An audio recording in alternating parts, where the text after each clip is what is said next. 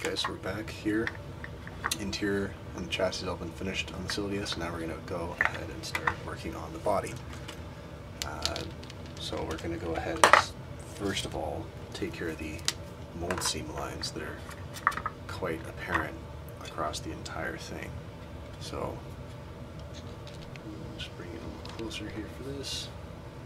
So we've got these two on the roof that are very close to trim pieces, so that might be a little bit difficult to get at. You could probably work an angle. Now for this I'm just using a permanent marker just to highlight those mold seam lines. Just makes it easier to see and easier to clean up.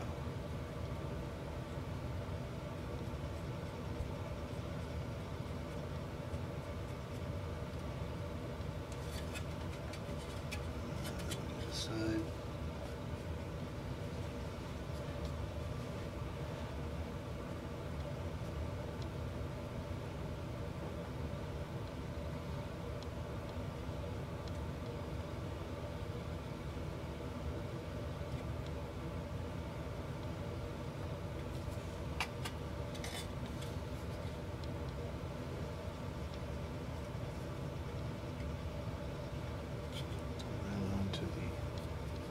Trunk lid. Just going to clean this whole area up. It extends all the way down, and then it kind of does this sort of U shape here, which is kind of odd. So we'll just take care of the entire area just to be sure.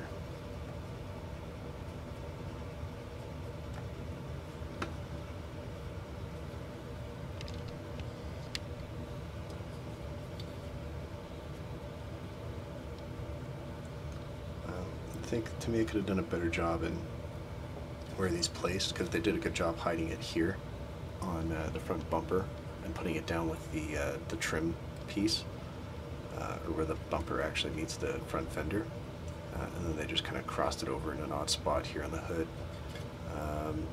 You know, they could have probably made it a little bit cleaner and carried it along the edge of the pillar up and along here, but what do I know? I just build things.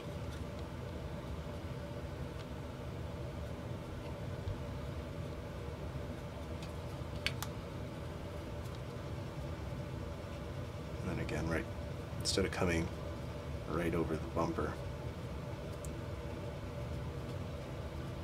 they could have just followed along and down this line here.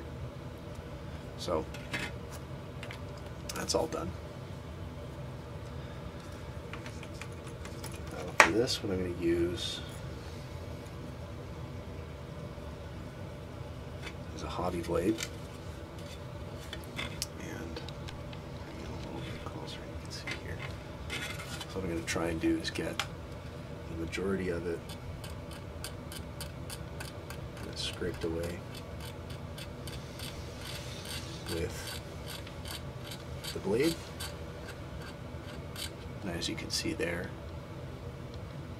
the line showing up, and then this is where it's sort of fading into the actual panel. So then you've got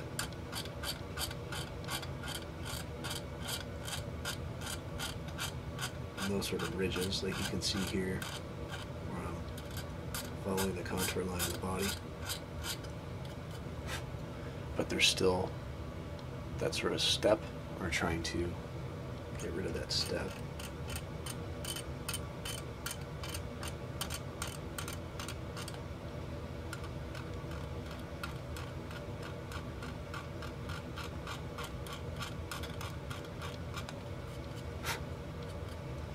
And make it smooth the rest of the body.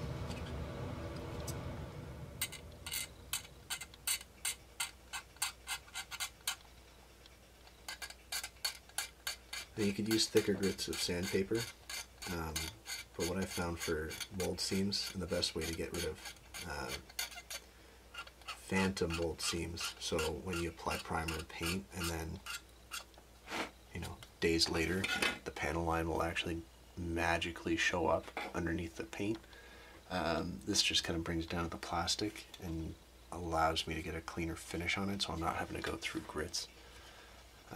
For instance, let's do something a little bit more difficult here. The advantage to using this instead of the like a sandpaper or a sanding stick in this area is just with the precision that you can get. Now if the mold seams are fairly clean, then you can go ahead and just use regular sandpaper, especially if they're on existing mold seams or natural panel lines on the vehicle. Then you know, you can jump straight to sandpaper because this is so obvious and apparent. It kind of needs a little bit more of a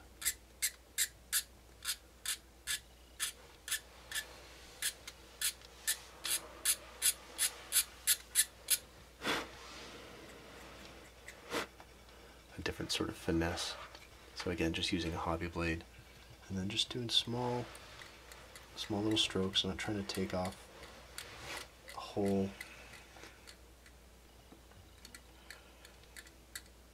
whack of paint at once, or a whole lot of plastic, and then making sure we aren't chattering over the surface, so doing little dig marks that you'll see. We're just trying to make a nice smooth finish between the parts. So I'm going to go ahead and keep working on this, and when you rejoin me, this should be all done, sanded, and then we'll be able to go ahead and start doing primer.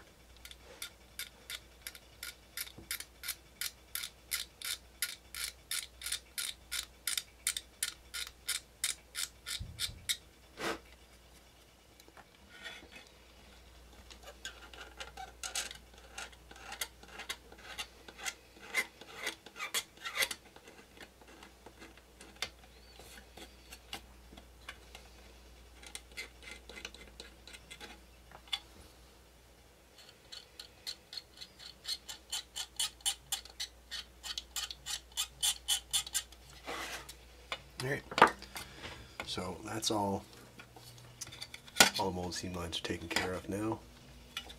Front, back, rear.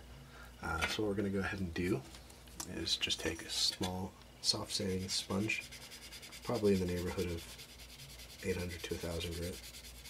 And then we're just going to go over the areas where we scraped and just kind of smooth out those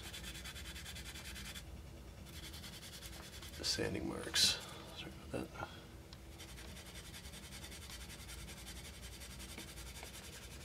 And at the same time, we're just going to go over the entire body and scuff the surface.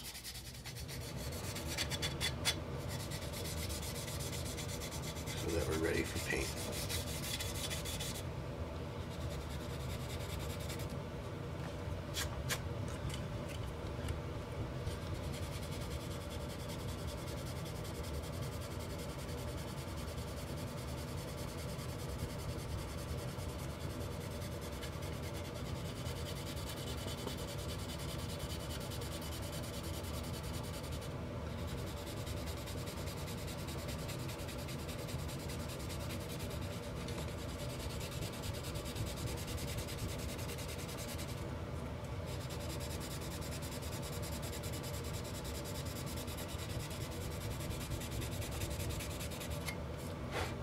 You can see here, this is also what this is helping us to do, is to identify dips inside these, in the joins between the two, where the surface kind of bows down and into where the mold seam is, or the panel line, which can leave these two kind of marks, which becomes pretty obvious when we start to go into paint.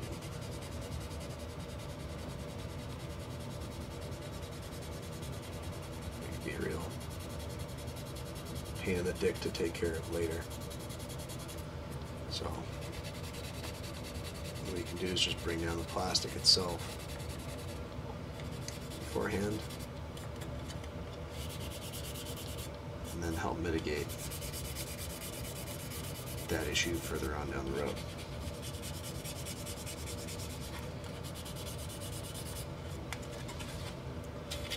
And then just move the model around just to get into those all the tiny little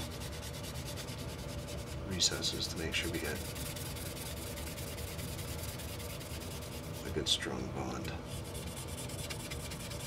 with the primer. Now if your sanding sponge starts to get gummed up, you can just take a sleeve, or if you have a brush, clean off all the excess sanding dust so that you get a better cut.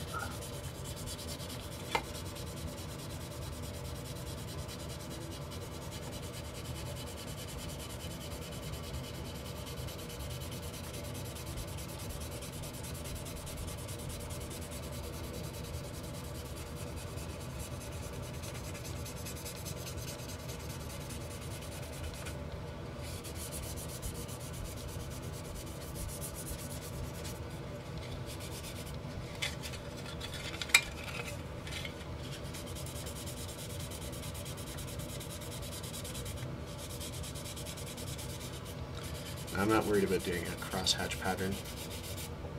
This isn't clear coat, so most of the sanding is going to get filled in by the primer and subsequent stages of sanding and priming.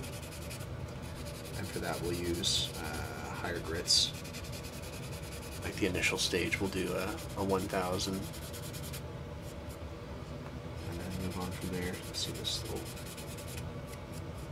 dip here we're trying to get rid of. This I'm not too worried about because that's all trim inside of here. So I'm going to try and get that super perfect because it's going to be a matte black anyways. Like plastic trim. Small recesses that we don't have to really worry about.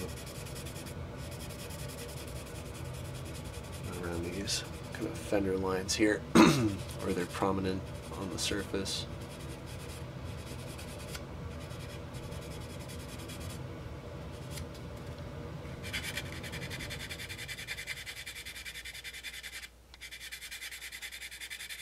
Just nip those in the butt while we still can. So I'm going to continue doing this, and then we'll see you guys once we're done. And heading into the primer.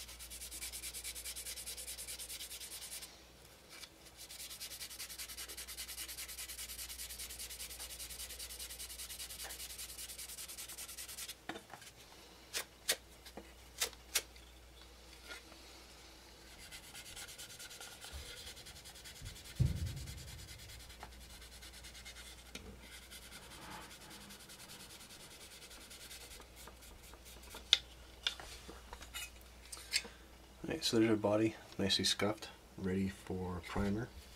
Now what I'm going to do before we do that is I'm going to take panel line engraver here. This is the trumpeter version, Hasegawa, kind of the one that they all use. And we're just going to go ahead along most of the major panel lines. So the hood here,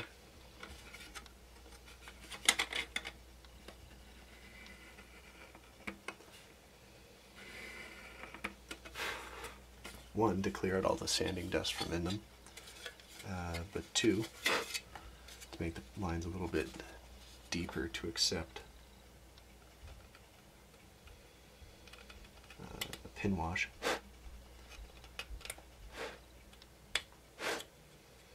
Once we've completed the paint and our clear coat.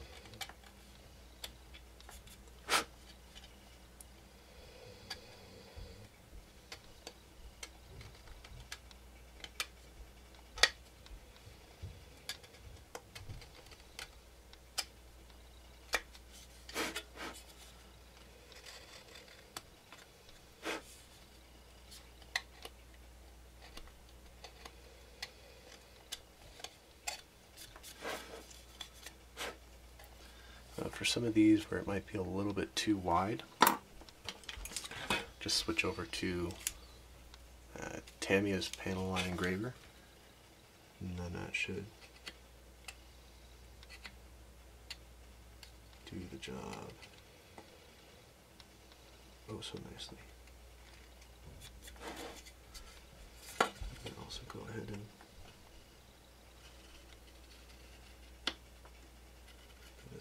body panel line a little deepening.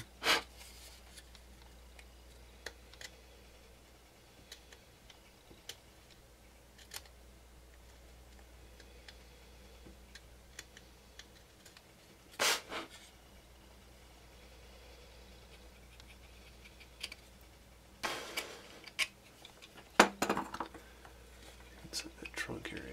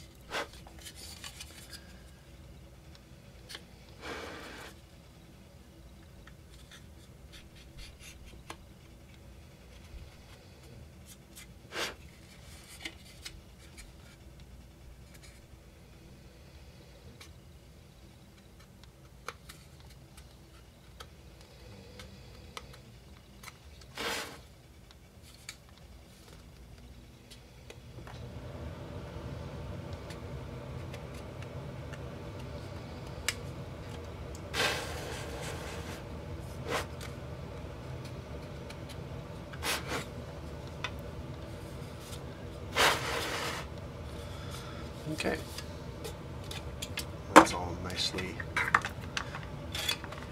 sanded up there. Now what we're going to go ahead and do is move into the spray booth, and we're going to give this a coat of Mr. Surfacer 1000. And what that's going to do is fill in any micro scratches that we might have, or any other little nicks that we might have incurred on the body.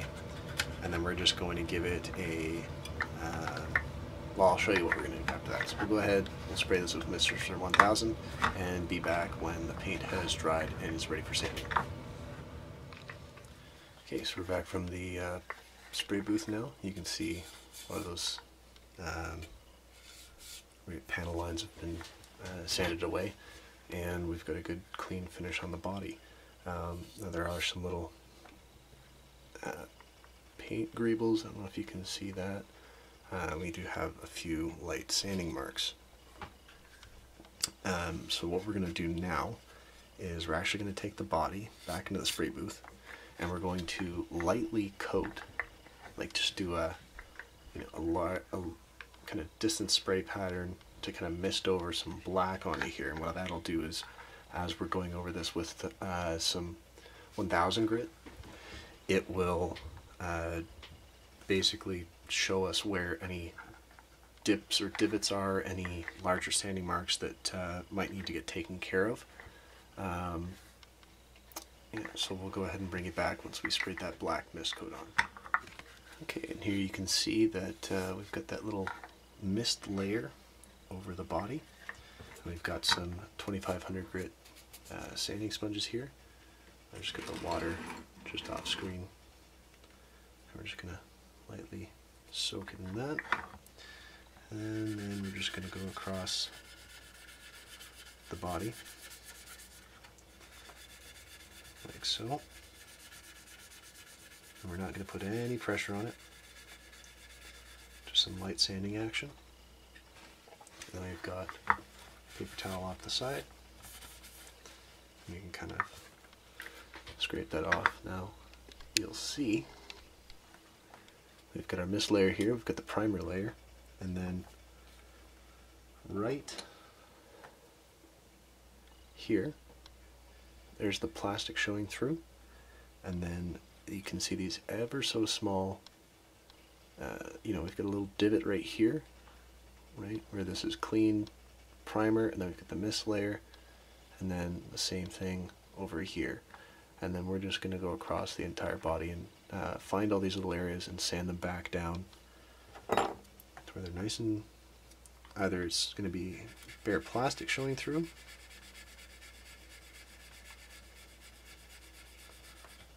or we're just going to have the primer and no mist layer.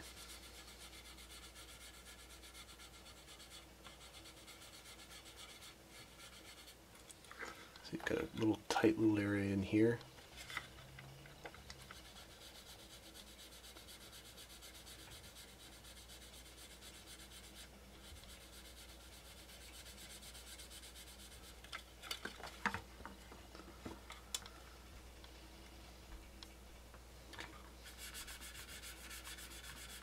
Happy with that.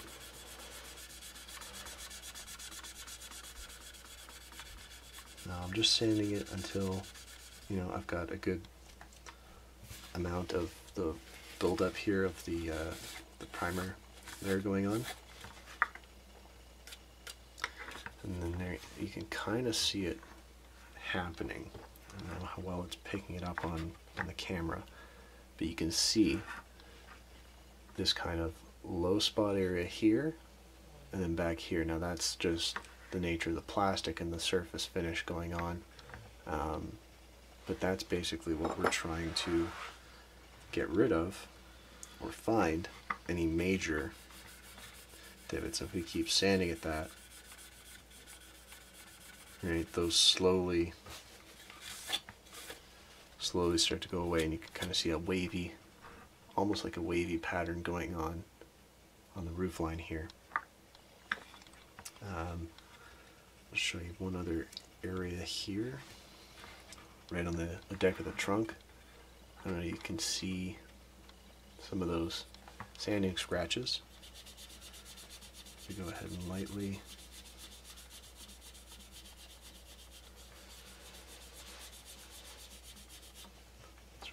pass over the area. And again, we're getting a little bit at the high spot here, and then we're also getting these little micro scratches from the sanding showing up there as well. And then you can see a high spot here and a low spot right along the edge of this panel line. So that's just kind of give you an idea of what we're trying to accomplish with this. And it's a similar technique that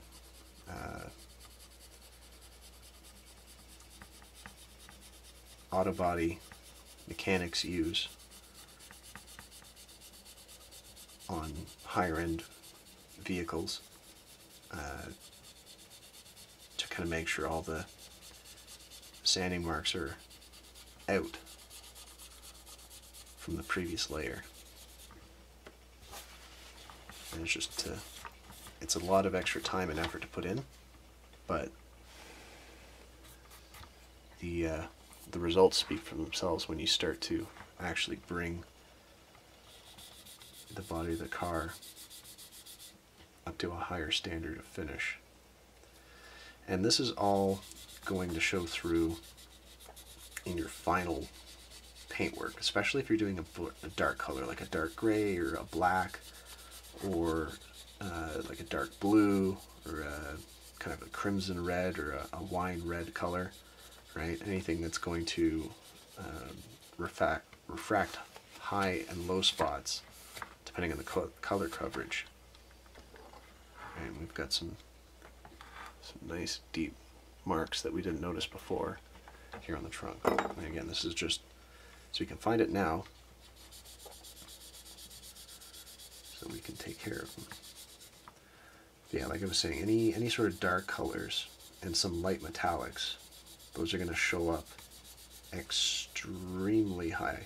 Like they're going to pop right in your face, especially if the rest of the finish is nice and smooth, because you want to take care of those so that the end finish is that much better, especially if you're bringing to competition, right? Because sometimes it can come down, like you can get your fitment properly, you know, your detail level could be top notch. You could spend all the money in the world on getting detail kits for the exterior and buying super expensive paints, right?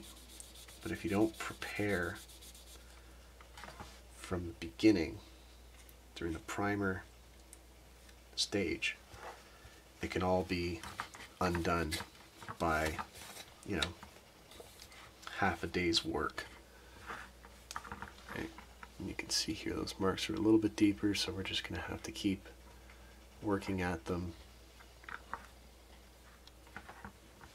to get those sanded smooth. So I'm going to continue with this, and then we'll bring you back once we're headed to go and put some paint down. So we'll see you guys when I'm done with this.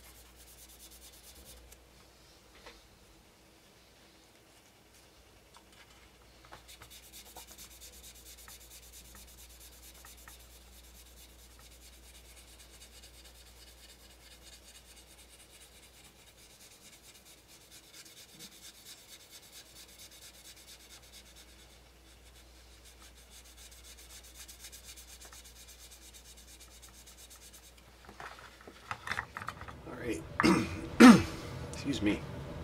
So that's all done. I've sanded the body back to get rid of some high spots, some low spots. I've gotten it pretty much where we want it to be. So now what we're going to do is we're going to take this into the spray booth and paint it with Mr. Surfacer 1500 black. The reason why we're doing it black is because if we do a gray primer, then a silver gray like this chrome silver isn't going to show up very well. We're not going to get decent coverage, and it's just not going to make the metallic pop as much. Now, it is known that the metallic particles, you can probably see it here, in Tamiya's paints are quite large. They're out of scale for 1/24th, 1/25th scale vehicles. Might blend in a little bit more into the 1/16th, 1/20th, and 1/12th scales. But for smaller scales it is quite thick. But we're doing this one out of the box to kind of show you for the Tamiya instructions and using Tamiya paints on one of their models, the recommended paints in the kit, just to give you guys an idea of what you can do with it and other applications that you can put it towards. So I put it up on social media.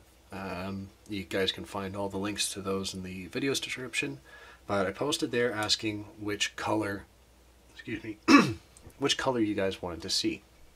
Now, there were two different colors, a silvery blue and a kind of teal green, which kind of matched the color of the body, and these were the options. So there's Tamiya X11, which is the chrome silver, mixed 10 parts to 1 with the clear blue to kind of give it that bluish tinge in certain reflections that you can see there.